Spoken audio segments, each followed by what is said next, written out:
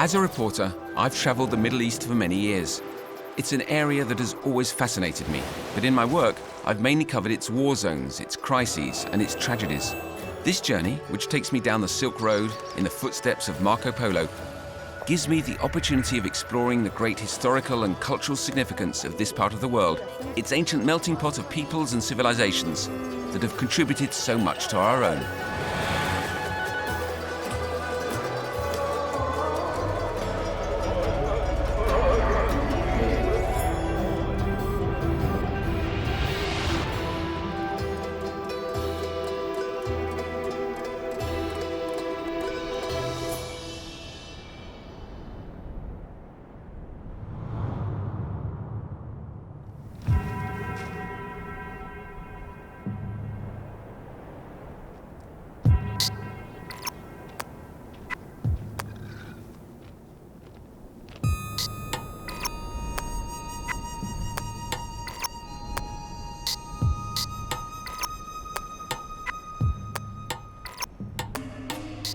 I've reached the Turpan Depression, which descends to 154 meters below sea level. It's the second lowest point on Earth after the Dead Sea. On the edge of this trough are the sandstone fire or flaming mountains, one of the world's hottest spots. The temperature frequently reaches 50 Celsius or higher in summer and dips to -20 in winter. This causes extremely strong winds, ranking 8 to 12 on the Beaufort scale for 4 months a year.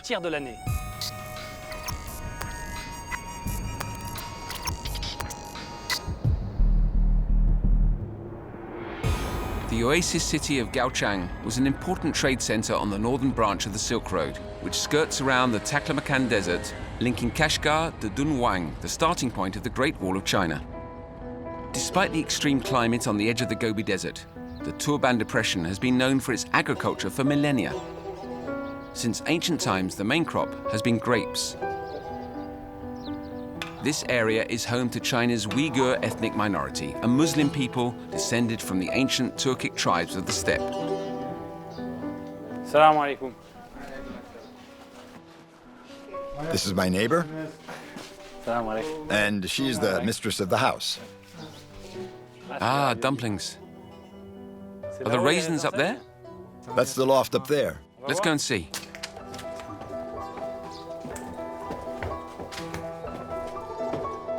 Wow. That's a whole lot of raisins.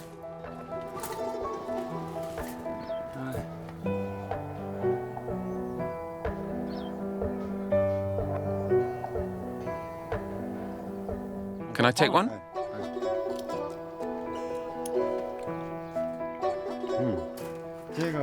These raisins are almost ready to be bagged. So there's a system of ventilation through the bricks.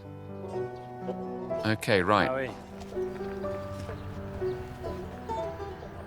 These are the grapes drying in the sun. And those are the vines? It's huge, the entire valley. These grapes must be very sweet because if it's 50 degrees Celsius in the shade, with the sun,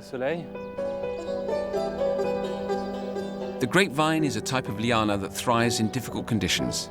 As any wine grower knows, poor soil and a burning hot sun produce the very best grapes. But here in Gaochang, the farmers have to cut the vine very high up, 2 meters from the ground. Otherwise, the ground reflects so much heat back into the canopy that the grapes burn. Even though the Silk Road caravaneers filled their bags with raisins, another Uyghur speciality spread around the world. China invented gunpowder, writing, paper and silk. But of all their finds, what I like best is pasta. Spaghetti, ravioli, tagliatelle. We know them by their Italian names, and yet pasta was invented in China 2,000 years ago. The traveller who pinched these women's ancestral recipe and took it all the way back to Venice after exploring the Silk Road was, of course, Marco Polo. We often associate Chinese cuisine with rice, but here in China's Great Northwest, we are in wheat country, and the local cuisine clearly reflects the Uyghurs' Turkic-Mongol roots.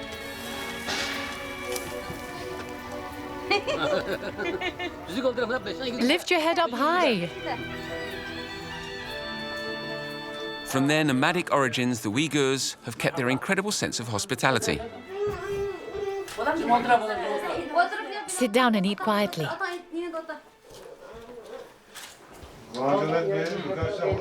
There's ginger in it.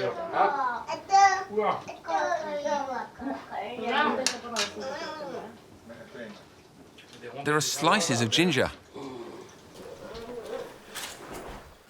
Wow, it's outstanding. Teşekkür ederim. Elhamdülillah. Çok teşekkür ederim. Bolognese, Italia.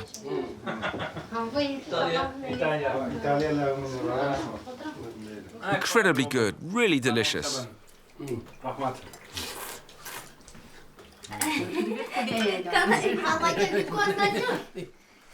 Ah, you do it like that.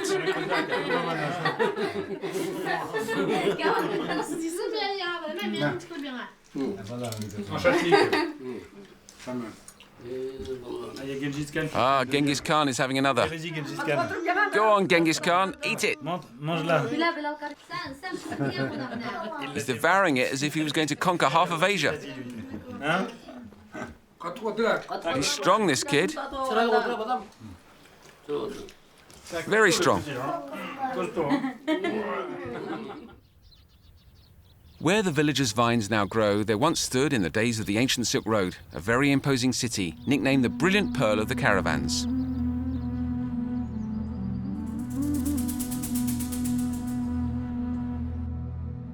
Marco Polo described the city of Gaochang as the capital of Uyghurstan, the land of the Uyghurs, vassals of the Emperor Kublai Khan, grandson of Genghis Khan, who conquered China and made Beijing his capital. But neither Kublai's protection nor its imposing walls prevented Gaochang from being sacked by a wild Mongol horde in the late 13th century, just after Marco Polo's sojourn. To retake Gaochang, a Chinese general diverted the channels supplying the city. Deprived of water, the survivors decided to abandon Gaochang for good. All that remains are these vast ruins, preserved over the centuries by the aridity of the desert. Gaochang was not only a stopping point for traders traveling the Silk Road, it was also renowned as a center of learning. Buddhist pilgrims spread their faith here on arriving from India, the Nestorian Christians erected churches, and the Persian influence is still very much in evidence.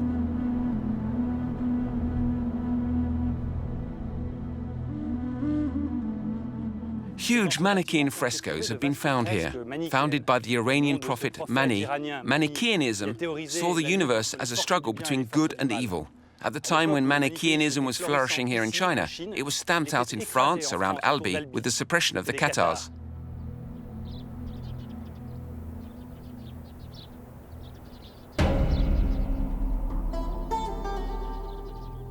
On the outskirts of Gaochang stands a new temple built 15 years ago to highlight today's dominant culture in the Gobi Desert. Sign of the dragon, the rabbit or the monkey, the zodiac of the Han Chinese succeeded the Zoroastrianism of the Persians. The statue of Nujia, creator goddess of the Han, watches over the site. Like her brother and husband Fuxi, she has a human head and a serpent's body. The mother goddess of Chinese mythology is in fact guarding the entrance of a huge cemetery. Over the course of 15 centuries, the inhabitants of Gaochang dug a vast necropolis here. The complex covers 10 square kilometers and contains over 1,000 tombs and vaults. The climate is so dry in the Turpan Basin that the corpses have been naturally mummified.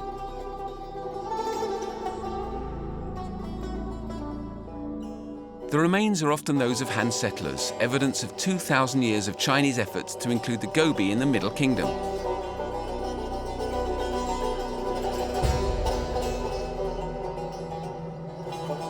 But the oldest bodies, which date from the Iron Age, reveal faces of a people close to the Europeans, lost very far to the east since the dawn of history.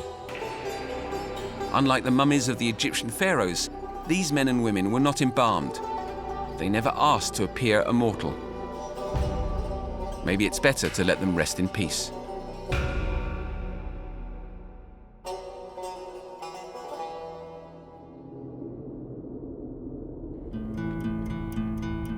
A A few kilometers north of the ancient city of Gaochang lies the Oasis city of Turpan.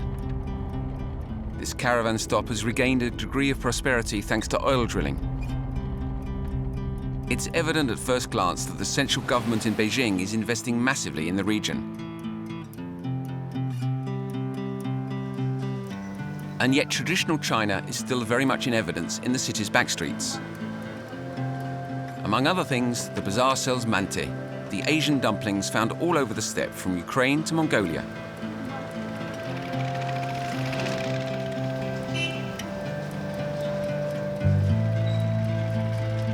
Turpan may owe a lot to oil, but its real wealth comes from an even more precious resource, water. Even though the city is in the middle of the desert, there's a plentiful supply of water here. It isn't naturally occurring, though. Instead, it flows through the city thanks to a complex network of channels and tunnels, which take advantage of the fact that Turpan is the second lowest place on Earth. This water conveyance system is believed to have originated in Persia, where channels are still used in arid areas to irrigate farmland. The technology spread throughout the Arab Muslim world and is still found today in Andalusia and Morocco. In Turpan, the tunnels or channels are known as karez. Some are over 100 meters underground. They form a vast 5,000-meter long network. You've got to make the best of things. Great.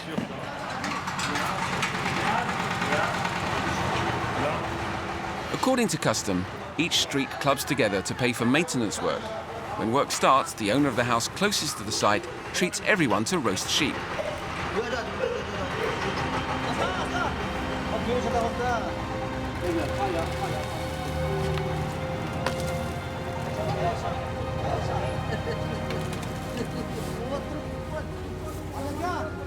Very agile and far from claustrophobic, the carrots can have to constantly repair and dredge kilometers and kilometers of shafts, tunnels and pipes. Armed with only shovels, pickaxes and the knowledge of their boss, the old Haji, Amdou Niaz.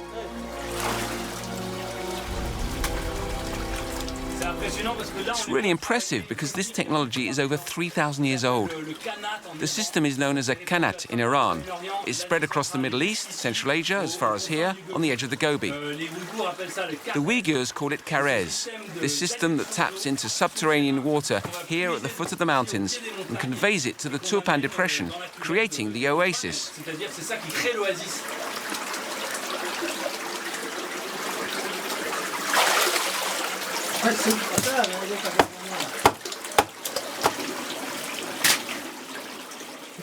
Haji, how do you become a karez digger? Is it a tradition from father to son, or is it a choice? We're the fourth generation to work in the karez. Our grandparents worked here before us. This karez is 7 kilometers long, and I've been working in it for 20 years. The galleries seem pretty fragile. There are no frames. Are you ever afraid the earth will fall on you? It falls on us sometimes, but we're not scared. We carry right on. It occasionally falls on our heads, but we keep on working. We're not scared. We're used to it.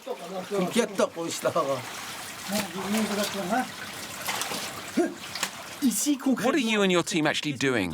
Why are you digging in this tunnel full of earth? We're hard at work. The water is blocked. They have to remove all this mud so the water can flow again. It's a long and complicated process. They have to draw the water down there and make it flow. So, the stream was so clogged up that the water was actually passing under the concrete pipe that you've installed here. You're clearing all that earth that we can see here to raise the level of the stream so that it flows through the pipe again. Is that right? Yes, that's right. Okay, I understand.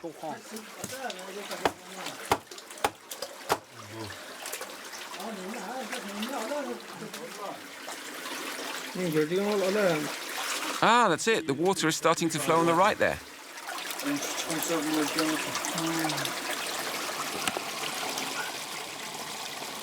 Miao, merhaba. Ah, the karez diggers. Oh, yes, I can see the stream clearly now.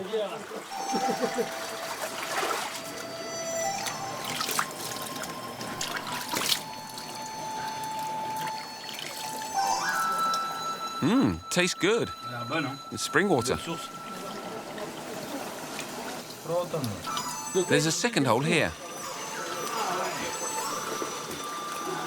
Thousands of shafts provide access to the channels. Built in the courtyards of people's homes, they serve as wells.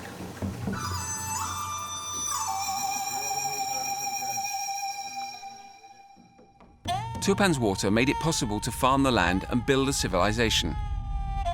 These days, though, China is trying to harness the wind, and Turpan is home to one of the largest wind farms in the world. The ancient city of Ya illustrates the persistence of China's activities in the region. The Han established a garrison here as early as the 2nd century CE, built on a spur-like plateau between the two arms of a river. The origins of Ya, or Jiaohe, date back to ancient times, and no one knows who its first inhabitants were. Like the other major stops along the Silk Road, Ya was a focal point for Asia's cultures, ideas and religions, as archaeologist Xu Zhongliang explains. What was the period of occupation of this impressive city of Jiaohe, and how many people lived here in its heyday? The maximum population was about 17,000 households. That was in the time of the Tang dynasty.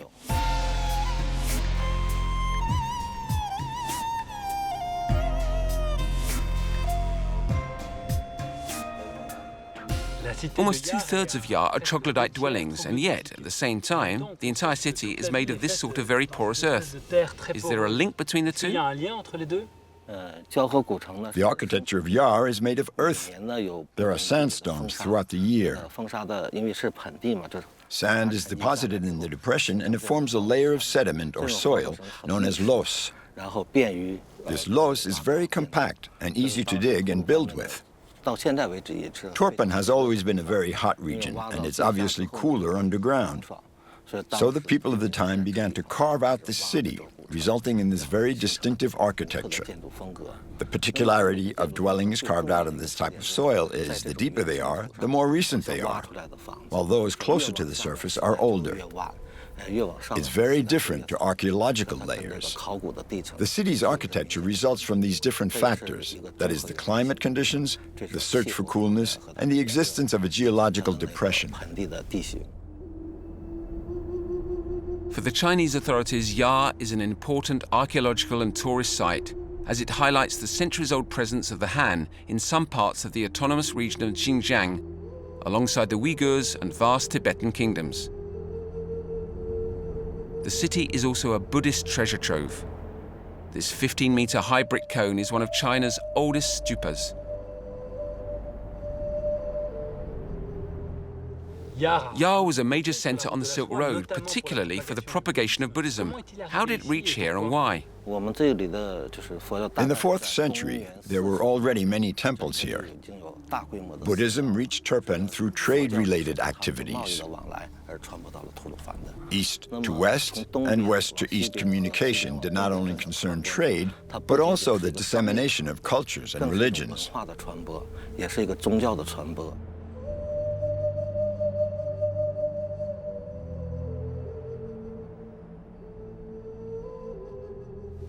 In its heyday, roughly how many monks lived on this site? In the Great Pagoda on this square, there must have been over 1,000 monks. It was large enough to accommodate monks from many different countries at the same time, so there were a lot. In the north of the city, there's the necropolis and the stupas. Here, in the center, there's the huge Buddhist monastery and the monks' quarters. In the south, there's the royal palace and the royal family's residences. So where did mere mortals live? Yar was the country's capital city, so its inhabitants were mainly nobles, kings, and monks. And most of the common people lived outside the city.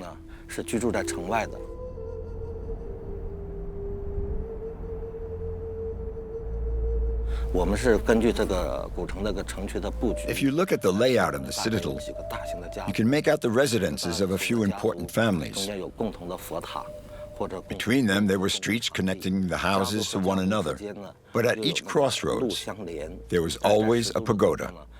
This means one pagoda would be used for worship by several families. The highest-ranking families also owned Buddha statues for home worship.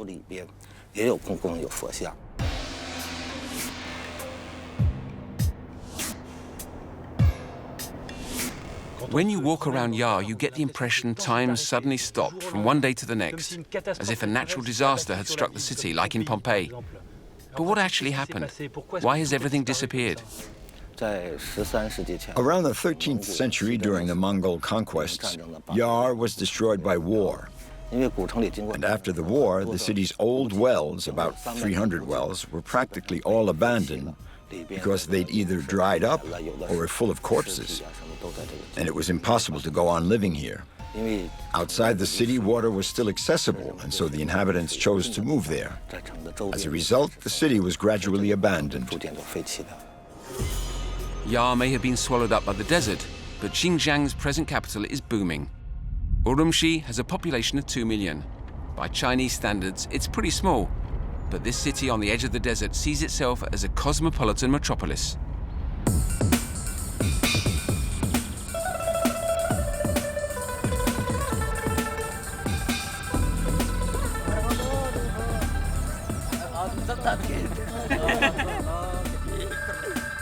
The imposing one-child policy was never imposed on Xinjiang's national minorities. And Urumqi's colourful youth very definitely reflect the face of modern China. A dynamic, confident society with its sights set firmly on the future. A country set to take over as the world's largest economy, which borrows from the West whatever it wants, including sometimes from France. What do you call this sport, and how long have you been doing it? This sport is called parkour. Ah, from the French parcours. Yes. How long have you been doing it? I started 8 years ago. As in the days of the ancient Silk Road, this park is a meeting place for different peoples. Young Uyghurs, Mongols and Hans, united by a shared passion that has its roots in Chinese Kung Fu. What made you want to try parkour?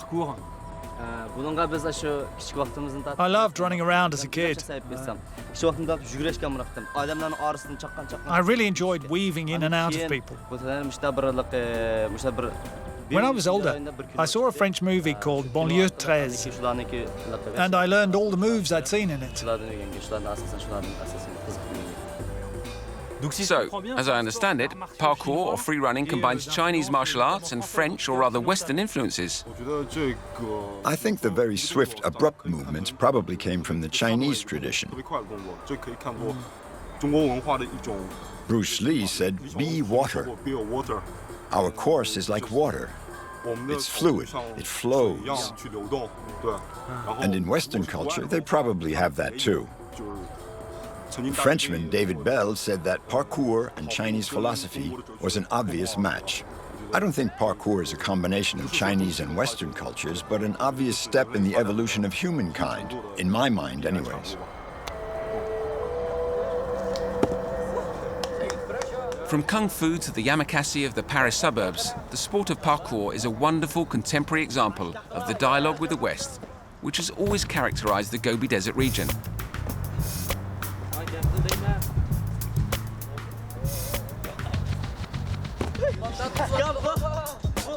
And does this sport, which combines different influences, reflect your own cultural mix? Uyghur, Han, Mongol, everything you are in the city? As it's an internationally recognized sport, it's been adopted by every ethnic group, blacks, whites, Asians. Practicing this sport is a real pleasure. It brings you joy. Everyone wants to be happy. That's why practitioners of parkour form a collective, naturally. Freedom is what we want.